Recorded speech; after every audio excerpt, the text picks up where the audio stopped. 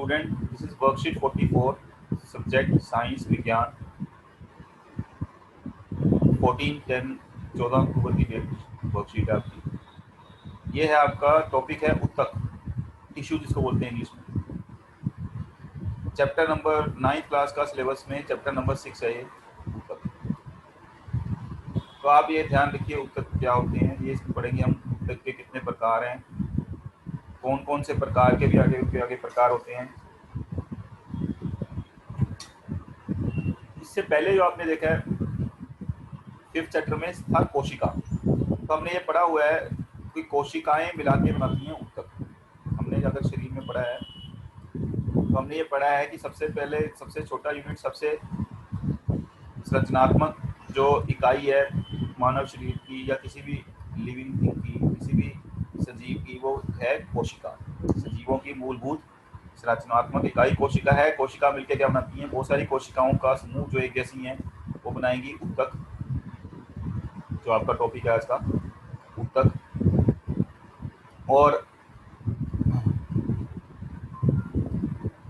उत्तक मिलकर बनाते हैं फिर अंग बनाते हैं। अंगों से मिलकर क्या बनता है फिर अंग तंत्र, ऑर्गन सिस्टम। अंग तंत्र जैसे आप पाचन तंत्र सुनते हो, आप सुनते हो पाचन तंत्र, या आपका अपने अलग अलग तंत्र है। हमारे यहाँ श्वसन तंत्र जो 10वीं पढ़ोगे आप अगली क्लास में, तो ये आप समझ गए होंगे कि इस तरह से हम अब कौन सा पढ़ रहे हैं, उत्तक पढ़ रहे हैं। उत्तक किस क्या है फिर, उत्तक कोशिकाओं का समूह है। कौन सी कोशिकाओं का समूह, जो एक जैसी है, एक जैसे कार्य करने वाली कोशिकाओं का एक समूह होता है जिसको बोलते हैं हम उत्तक, टिश्यू। तो उसी में हम एक ये साथ में लिखा है ना विभज्योतक उत्तक। रटने की कोई जरूरत नहीं है, आप समझने की कोशिश करें वर्ड्स को। विभज्य, विभज्य मतलब क्या होता है, मैं से पढ़ते होंगे जिसको हम बांट सकते हैं, जो विभाजित हो सकता है, बढ़ सकता है। उत्तक, उत्तक है जो कहा अभी इसको, बहुत सारे कोशिकाओं का एक जैसे काम करने वाली एक जैसी कोशिकाओं का समूह है उत्तक। ये उत्तक द्वारा लिखने की जरूरत नहीं थी यहाँ पे। मेरिस्टेमेटिक टिश्यू, विभज्योतक उत्तक। विभज्योतक उत्तक मतलब जो विभाजन हो सके, जिसका विभाजन हो जाता है। आपकी ग्रोथ कैसी हुई, आपके हाथ पैर जब आप पैदा होते हैं तो आपके हाथ पैर तो वही हैं चारों, दो हाथ दो पैर। लेकिन जैसे जैसे आप बढ़ते गए, आपकी हाइट बढ़ती गई, आपके हाथ बड़े होते गए, तो कैसे हुए वो, विभाजन के द्वारा। जो आपने 5वें चैप्टर में भी पढ़ा है, पहले ही पढ़ा है, कोशिका में आपने देखा हो, विभाजन के द्वारा ये होते हैं। तो विभाजन कहाँ होता है, विभज्योतक उत्तक भी विभाजन के द्वारा बढ़ते हैं। या तो 1 से 2 बनते हैं, 2 से 4 बनते हैं, इस तरह से बढ़ते हैं, उसको बोलते हैं हम विभज्योतक। तो ये इसका मीनिंग समझ गया वर्ड का, भी आगे आएगा, आपको डिटेल में पढ़ेंगे। तो हमने जब पढ़ा कि कोशिकाएं होती हैं मानव शरीर में या किसी भी सजीव में, तो उस कोशिकाएं कार्य कैसे करती हैं। पादपों की कोशिकाएं जो हैं वो अलग होती हैं। आपने पादप देखा, पादप कोशिका और जंतु कोशिका, 2 तरह की कोशिकाएं पढ़ी थी, उनमें अंतर भी पढ़े हुए हैं आपने, आप पीछे वाले टॉपिक्स में देख सकते हैं। तो अब आपके पास, आपको पता है कि जंतु और पादप कोश दोनों ही क्या हैं, बहुकोशिक जीव हैं। बहुकोशिक मतलब एक से ज्यादा उनमें कोशिकाएं हैं, जिनमें एक ही कोशिका है, सिंगल वाले जैसे अमीबा थे, अमीबा पैरामीशियम, एक कोशिका वाले जो जीव थे वो तो अलग हो गए, उनमें तो उत्तक बनेगी नहीं। लेकिन जो जिनमें बहुकोशिक जीव हैं, जिनमें बहुत सारी कोशिकाएं हैं, तो अब सारी कोशिकाएं तो नहीं सारे काम कर सकती। जैसे हमारे घर में है, अब घर में भी काम बटे हुए हैं ना, तुम अलग काम करते हो, तुम्हारी मम्मी अलग काम करती है, पापा कुछ और काम करते हैं, तो मिलके एक घर बनता है तुम्हारा पूरा। ये तो है नहीं कि जो काम कुछ काम मम्मी ने बांट रखे हैं, ये मम्मी करेंगी, कुछ पापा ने बांट रखे हैं, तो इस तरह से बटे होते हैं काम। संसार में ऐसी है सबका काम, एक ही आदमी सारा काम नहीं कर सकता, और सारे आदमी एक ही काम को नहीं करेंगे, अलग अलग काम करेंगे ना, तभी तो संसार चलेगा। कोई दुकान चलाता है, कोई रिक्शा चलाता है, कोई अपना नौकरी करता है। जैसे मैं पढ़ा रहा हूँ, तब मैं सोचूं मैं पढ़ा भी लूँ, मैं दुकान भी चला लूँ, मैं लोगों को, मैं ट्रांसपोर्ट भी खोल लूँ, तो इतना थोड़ी ना हो जाएगा। एक ही आदमी थोड़ी करेगा सारे काम, अलग अलग बटे हुए हैं। अगर मुझे जाना है कहीं, जाना आना है, तो मैं अपनी गाड़ी पे जाऊँ या मेट्रो पे जाऊँ, तो मैं मेट्रो तो चलाऊँगा अपनी, वो तो चल रही है, कोई और चला रहा है, तो मैं उसका इस्तेमाल करूँगा। इस तरह से शरीर में भी काम बटे हुए हैं। शरीर से शुरू होता है, शरीर में कोशिकाओं के अलग अलग काम बटे हैं। तो शरीर में किसी जंतु के शरीर में या पादप में भी सब में कोशिकाओं के अपने अपने काम बटे हुए हैं। अब वो अकेले अकेले कर लेंगे क्या? अगर मैं अकेला कह दूं कि मैं सारा कुछ पढ़ा दूंगा स्कूल में आके, या कहीं भी जाके मैं अकेला पढ़ा दूंगा, हिंदी भी, इंग्लिश भी, संस्कृत भी, पंजाबी भी, जो भी सब्जेक्ट है सारे पढ़ा दूँ, और अकेला ही स्कूल को मैं पूरे उसको संभाल लूँगा, पूरे स्कूल में अकेला ही पढ़ा भी दूंगा, टाइम टेबल बना दूंगा, सारे बच्चों को सारी क्लासों को पढ़ा दूंगा, हो नहीं सकता। तो वहाँ भी समूह होता है, एक पूरा समूह है ना। जैसे क्लास है तुम्हारी, एक समूह है, ग्रुप है, एक दूसरे की मदद कर सकते हैं। समूह पूरा एक शिक्षक, पूरे उसमें टीचर लगे हुए हैं एक समूह में, जो अलग अलग सब्जेक्ट पढ़ा रहे हैं, लेकिन उससे तुम्हारी नॉलेज तो बढ़ रही है। अगर कोई हिंदी पढ़ाएगा तभी तो तुम हिंदी पढ़ना सीखोगे, तभी साइंस जो हिंदी में पढ़ रहे हैं हम, साइंस ये तभी पढ़ पा रहे हो विज्ञान, नहीं तो तुम पढ़ ही नहीं पाते अगर हिंदी ना पढ़ी होती कभी तुमने। तो एक कोई हिंदी सिखा रहे हैं आपको टीचर, कोई इंग्लिश सिखा रहे हैं, कोई आपको मैथ सिखा रहे हैं, मैथ भी काम आता है साइंस में, कोई आपको विज्ञान सिखा रहे हैं। इस तरह एक समूह है शिक्षक का। तो ऐसे ही जो कोशिकाएं हैं, कार्य तो उनके हैं, लेकिन उनका मिलके क्या बनता है, एक समूह। ये कोशिका दिखा रही थी आपको, देखो कोशिका मिलके क्या बना रही है, उत्तक। बहुत सारी कोशिकाएं मिलके क्या बनाती हैं, उत्तक। बहुत सारे उत्तक मिलके अंग, जैसे हृदय बनाया है, हार्ट, और बहुत सारे अंग मिलके क्या बनाते हैं, अंग तंत्र। ये आपका मनुष्य के अंदर दिखाया हुआ है, ये पादप के अंदर कोशिका, उत्तक, फिर पत्ते बन गए अंग। ये पादप पौधे के अंग कौन से होते हैं, पत्तियां होती है कि नहीं, और साथ में फिर बन गया पूरा पौधा। इस तरह से आप ये चीजें देख सकते हैं। अब आपको समझ आ रही होगी चीजें, बीच में ना लिखें कोई, अगर आप इसमें लिखते हैं तो फिर कोई फायदा नहीं है, मुझे ही लिखने देना। तो इन जीवों में सभी कोशिकाएं सभी कार्य करने के सक्षम नहीं होती। बहुकोशिक में आपको समझाया मैंने कि सारे कार्य एक थोड़ी करेगा, अलग अलग कोशिकाएं अलग अलग काम करेंगी। जैसे एक शिक्षक है, शिक्षक अलग अलग कार्य करेंगे, उनका भी एक समूह होगा। इसलिए इन जीवों में प्रत्येक कार्य कोशिकाओं के विभिन्न समूहों द्वारा किया जाता है। एक ही प्रकार की संरचना और कार्य करने वाली कोशिकाओं के समूह को क्या बोलते हैं हम, उत्तक। ग्रुप बन जाएगा ना, जैसे एक ही कार्य करते हैं हम, सबको आप टीचर बोलते हो, शिक्षक बोलते हो, क्यों बोलते हो, सब एक ही काम कर रहे हैं, पढ़ाने का काम। चाहे वो इंग्लिश पढ़ा रहे हैं, चाहे हिंदी पढ़ा रहे हैं, चाहे पंजाबी पढ़ा रहे हैं, चाहे साइंस पढ़ा रहे हैं, चाहे मैथ पढ़ा रहे हैं, सब शिक्षक खिलाते हैं ना। तो एक पूरा समूह है जिसको हम पूरा को मिला के क्या बोलते हैं, स्कूल। स्कूल क्या चीज है, एक बिल्डिंग थोड़ी स्कूल है तुम्हारा। अब कहाँ है बिल्डिंग में, आ नहीं रहे तुम। तो स्कूल कैसे बन रहा है, स्कूल आपका बन रहा है ऑनलाइन चल रहा है, तो स्कूल तो है ना वो ऑनलाइन भी। तो एक ही स्कूल से आप जाने जाते हो, तो वो सारे एक बहुत सारे अलग अलग कार्य करने वालों का समूह तो है। जैसे एक ही प्रकार की संरचना है, एक ही कार्य करने वाली कोशिकाओं को मिलकर उत्तक बन जाता है। उत्तक अलग अलग तरह की कोशिकाएं अलग अलग कार्य करती हैं, लेकिन जो एक जैसी कोशिकाएं होती हैं और एक जैसे कार्य करती हैं, वो एक ग्रुप में रहती हैं, समूह में रहती हैं। उन समूह को हम क्या बोलते हैं, उत्तक। विभिन्न प्रकार के फिर उत्तक होंगे। इस आधार पे कोशिकाएं अलग अलग तरह की हैं, तो उनके जो समूह होंगे वो भी अलग अलग होंगे, ग्रुप। जैसे आप देखो कोई इंजीनियर्स होंगे, वो अलग एक कंपनी में काम कर रहे हैं, बहुत सारे इंजीनियर, वो एक अलग कंपनी हो गई। एक स्कूल में हम काम कर रहे हैं, शिक्षक हैं, हम पढ़ा रहे हैं, तो शिक्षक एक स्कूल बन गया, उनका मिला के एक ग्रुप। ऐसे अलग अलग ग्रुप बन जाएंगे, तो अलग अलग तरह के कार्य करने वालों को अलग अलग समूह बन जाता है ना। जैसे कोई अगर गाड़ियां चला रहे हैं, बसें चला रहे हैं, तो बस अड्डे पे सारे बसें चलाने वाले बहुत सारे ड्राइवर बैठे होंगे, तो वो बस अड्डा बन गया वहाँ पे, जहाँ पे बहुत सारी बसें खड़ी होती हैं। तो इस तरह से बहुत सारे अलग अलग कार्य करने वाले अलग अलग समूह बनते हैं। अलग अलग समूह जब बनेंगे कोशिकाओं के अलग अलग कार्य करने वाले, तो अलग अलग तरह के उत्तक हो जाएंगे, और वो सारे उत्तक मिलकर अलग अलग फिर क्या बनाते हैं, अंग बनाते हैं। जैसे एक शहर के अंदर बहुत सारे लोग होंगे, कोई शिक्षा करने वाले होंगे, स्कूल वाले पढ़ाने वाले, कोई इंजीनियरिंग का काम करने वाले, कोई सफाई वाले, तो इस तरह से समूह बन जाएंगे उनके। वो सारे समूह मिलके एक क्या बनाएंगे, बड़ा शहर। ऐसी सारे उत्तक मिलके क्या बनाएंगे, विभिन्न प्रकार के उत्तक मिलके एक बड़े अंग बनाएंगे। फिर बहुत सारे अंग जो होते हैं, विभिन्न अंगों के उत्तक की कोशिकाएं अलग अलग होती हैं, जो निश्चित कार्य करती हैं। जैसे आंखों की कोशिकाएं होंगी, आंखों के जो उत्तक होंगे उनकी कोशिकाएं अलग होगी, देखने के लिए काम आएंगी। हाथों के अंगों की कोशिकाएं चलने, मूवमेंट के लिए। मनुष्य और पादप दोनों ही अलग अलग कार्य करने के लिए अलग अलग प्रकार के उत्तक होते हैं, मनुष्य और पादप में। आपने देखा पौधे तो इतने लंबे होते हैं, लेकिन पौधे इतने बड़े बड़े होते हैं, मनुष्य तो इतने ऊंचे नहीं होते, पौधे इतने बड़े भी होते हैं, पेड़। तो अब आप देखें जंतु उत्तकों में और पादप उत्तकों में क्या अंतर है। जंतु उत्तक का अधिकांश भाग जीवित होता है, इन्हें ऊर्जा की आवश्यकता भी अधिक होती है। आपने देखा कि क्यों ऊर्जा हमें ज्यादा चाहिए जंतुओं को, हमें, हम भी जंतुओं में आते हैं, तो जंतुओं को ऊर्जा क्यों चाहिए ज्यादा, कि जंतु जो है चलते हैं, पौधे एक जगह स्थिर रहते हैं और इनमें कोशिकाओं की वृद्धि एक समान होती है। एक समान का मतलब क्या है? ऐसे नहीं कि आपके हाथ पैर हाथ बहुत लंबे हो जाएं। जैसे पौधों में आपने देखा उनके तने तो इतने लंबे हो जाते हैं, पत्तियां छोटी भी हो सकती हैं, लेकिन कई पौधे ऐसे होते हैं छोटे छोटे पौधे उनमें पत्तियां बड़ी बड़ी हैं। तो इस तरह से वृद्धि नहीं होती जंतुओं में। जंतुओं में वृद्धि एक समान होती है।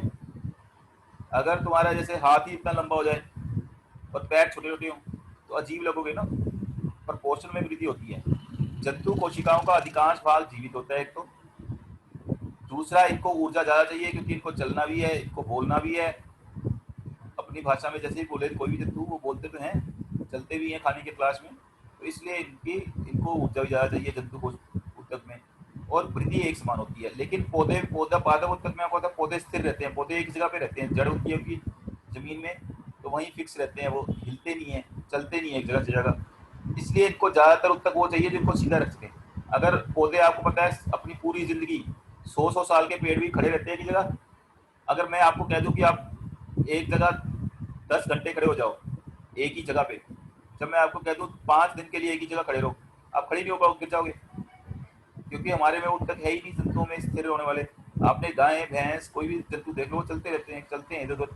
अगर गाय को कहते हैं एक ही जगह खड़ी रहे, बैठ भी जाती है ना गाय, तो हम मूवमेंट करते हैं। तो जंतु कोशिकाएं जो है जंतुओं में मूवमेंट होती है, उनको सहारा देने वाले ऊतक कम चाहिए। लेकिन पौधों को लगातार खड़े रहना है। अगर आपको लगातार खड़े रहना है, कोई सहारा चाहिए ना, आपको बैठ नहीं सकते, आप लगातार एक पोजीशन में रह नहीं सकते। पौधे एक ही स्थिति में रहते हैं पूरी जिंदगी, तो उनको कौन से ऊतक ज्यादा चाहिए? जो सहारा देने वाले ऊतक हो। इसलिए सहारा देने वाले ऊतकों में जान होनी जरूरी नहीं है। अगर आपको बैठना है तो आप कुर्सी पे बैठ जाओगे ना, कुर्सी तो निर्जीव है।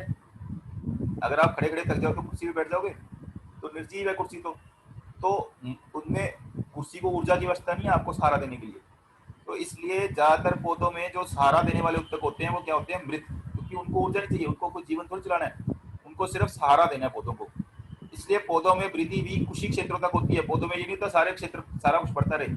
आपने देखा होगा पौधों में पत्ते नए आते हैं, सारी चीजें नई नहीं आती, पत्ते गिर जाते हैं नए आ जाते हैं, लेकिन कुछ चीजें ऐसी हैं जो नई नहीं आती, उनमें वृद्धि नहीं होती। और इनको पौधों को ऊर्जा की आवश्यकता क्यों कम होती है? क्योंकि इनको चलना भी नहीं है, इनको बोलना भी नहीं है। पौधों में कुछ ऊतक जो है जीवन भर विभाजित होते रहते हैं। हमारे कुछ समय बाद बाल आने बंद हो जाते हैं, बाल झड़ने शुरू हो जाते हैं, बाल नए नहीं आते। फिर आपने देखा होगा अपने पेरेंट्स को, दादा दादी को, देखो बाल उड़ जाते हैं, फिर नहीं आते, नए आने बंद हो जाते हैं। आप जब बचपन में हो तो आपके बाल आते रहते हैं हमेशा, आप कटाओगे फिर आ जाते हैं, लेकिन बाद में कुछ समय बाद आपकी ग्रोथ बंद हो जाती है। आपको पता है हाइट भी आपकी बढ़नी बंद हो जाती है, आपकी जो कद है वो बढ़ना बंद हो जाता है। जंतुओं में ये होता है कि वृद्धि एक समान होती है लेकिन एक निश्चित समय के बाद बंद हो जाती है। लेकिन पौधों में ऐसे जीवन भर पत्ते नए आते रहते हैं जब तक वो जिंदा है। तो पादप ऊतकों को कैसे बांटते हैं हम? 2 तरह के ऊतक होते हैं इसमें, विभजोतक, विभजोतक, विभज्य। विभज्य मतलब विभाजित होने वाले, जो विभाजित हो सकते हैं। विभाजित होने वाले ऊतक विभाजित होके ही वो बढ़ेंगे, वृद्धि होगी। और एक होते हैं स्थायी, जो सिर्फ सहारा देने के लिए हैं। जैसे आपने देखा पेड़ की छाल, पेड़ के आसपास जो छाल होती है उन पे कवरिंग होती है, वो है। कई और भी है जो सिर्फ उसको सीधा रखने में, उसको खड़े रहने में पौधे को हेल्प करते हैं।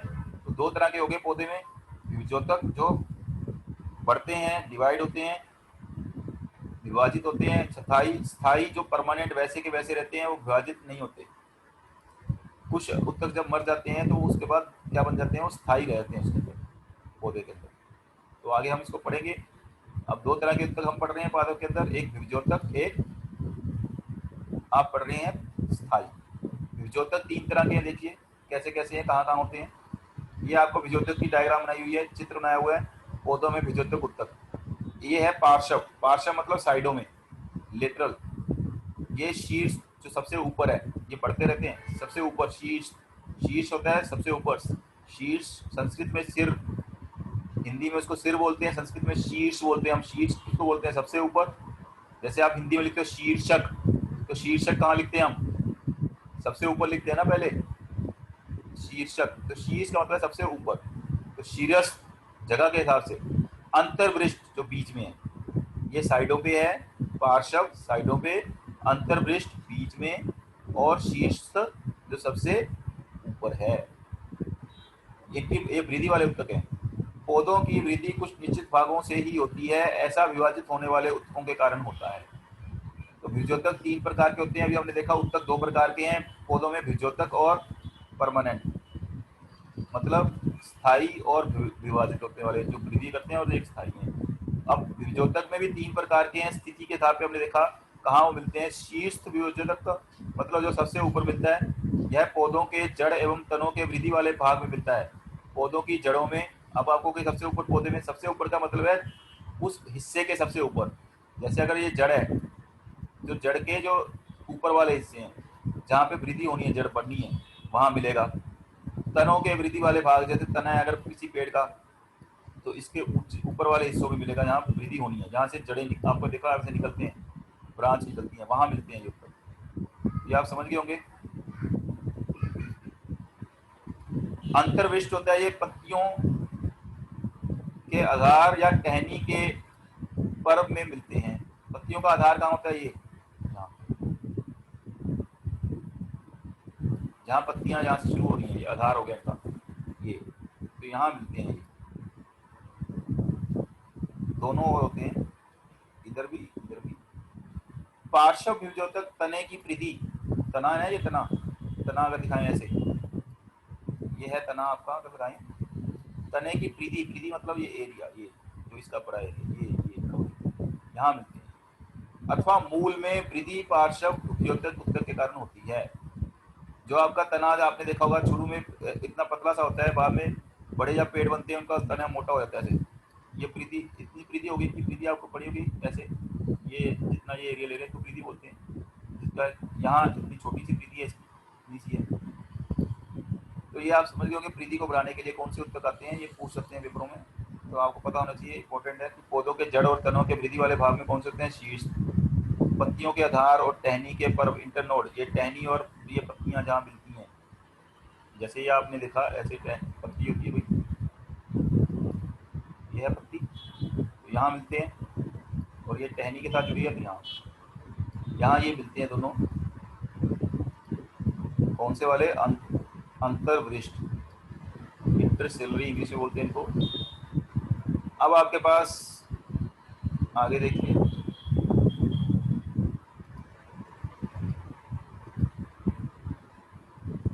विभजोतक उत्तक के कुछ गुण हैं। एक हमेशा एक विभाजित होता रहता है, जब इसका नाम विभजोतक नाम से पता लगता है विभाजित जो हो सके। यह उत्तक कोशिकाएं निरंतर विभाजित होती रहती हैं, डिवाइड होती रहती हैं, जिससे इनकी वृद्धि होती है, बढ़ती है। इनके पास बहुत अधिक कोशिका द्रव्य होता है, क्योंकि इनको विभाजित होना है, पतली कोशिका भित्ति होती है इनकी, और केंद्रक इनके बहुत साफ होते हैं, स्पष्ट होते हैं। इनमें रसधानियाँ स्टोर करने वाली जगह नहीं होती, क्योंकि इनको स्टोर करना नहीं है, वो परमानेंट टिश्यू में होगा, इनको विभाजित होना है, बढ़ना है। अब सबसे पहले आपका क्वेश्चन है, कुछ रिवीजन क्वेश्चन देखें, उत्तक क्या है? तो उत्तक आपको समझा दिया, एक जैसे समान कार्य करने वाले बहुत सारी कोशिकाओं का समूह है, बहुत सारी एक जैसा कार्य करने वाली कोशिकाओं का ये समूह होता है। तो ये आपको बता देंगे हम, एक ही प्रकार की संरचना और कार्य करने वाले कोशिकाओं के समूह को उत्तक कहा जाता है। तो ये आपका पहले का आंसर हो गया। रिवीजन में आप इसको याद कर लें कि उत्तक किसे कहा जाता है। उसके बाद आपके पास है पादप तथा जंतु उत्तकों में कोई दो अंतर लिखें। पादप तथा जंतु उत्तकों में दो अंतर, तो सिंपल है, जंतु उत्तकों का अधिकांश भाग जीवित होता है, और पादप उत्तकों में ज़्यादातर मृत होते हैं, क्योंकि उनको सिर्फ सहारा देने वाले चाहिए पौधों को। दूसरा है, इनकी कोशिकाओं में एक समान वृद्धि होती है, लेकिन पौधों में वृद्धि कुछ क्षेत्रों तक ही होती है, हर जगह वृद्धि नहीं होती, कुछ क्षेत्रों तक ही होती है। दो अंतर। तीसरा अंतर, जंतु कोशिका में ऊर्जा की अवस्था अधिक होती है, पादप कोशिकाओं में ऊर्जा की अवस्था कम होती है। ये इनके हैं तीन अंतर, जंतु कोशिका और पादप कोशिका के अंतर। फिर आते हैं आपके पास विभजोतक उत्तकों के प्रकार तथा पौधों में उनकी स्थिति दर्शाइए। तो आपको भी हमने समझाया, शीर्ष जो सबसे ऊपर पाए जाएंगे, ये स्थिति दिखा रहे हैं हम ये डायग्राम से, अंतर्वृष्ट जो बीच में होते हैं, पार्श्व जो साइडों में होते हैं। ये तो हो गए आपके विभजोतक पादपों में विभजोतक उत्तकों के प्रकार थी और उनकी स्थिति दिखाई है हमने। यहाँ अंतर्वृष्ट ये वाले, और ये वाले हैं पार्षद। फिर आपको ये है कि क्या क्या इनके कार्य हैं। शीर्ष विभेदक यह पौधों के जड़ एवं तनों के वृद्धि वाले भागों में होता है और यह पादप की लंबाई में वृद्धि करता है। अंतर्वृक्ष यह पत्तों के आधार या टहनी के पर्व, बताया था आपको, पत्तों के आधार जहाँ या पत्ते पाए जाते हैं, ऐसे ये पत्ते हुए, ये पत्तों का आधार हुआ यहाँ पे, या टहनी के पर्व, जहाँ टहनी से जुड़ा होता है, में पाए दोनों और होते हैं। तो ये आपको समझ आ गया होगा। इसके बाद आपसे पूछा गया है इसमें पार्श्व विजोतक तने की वृद्धि और मूल में वृद्धि पार्श्व के कारण होती है। ये है पार्श्व, यहाँ पाए जाते हैं साइडों पे। और तने की वृद्धि, ये तना है, अगर पतला तना है, पहले तना पतला सा है, फिर ये चौड़ा होता रहता है तना, इस चौड़ाई को हम इसको हम बोलते हैं वृद्धि, इस चीज़ को वृद्धि बोलते हैं। ये वृद्धि किस कारण बढ़ती है, यहाँ से देखिए, यहाँ कम थी, यहाँ पे ज़्यादा हो गई वृद्धि, इसके कारण। ये 3 हो गए इसके। अब आ गया आपका अगला क्वेश्चन।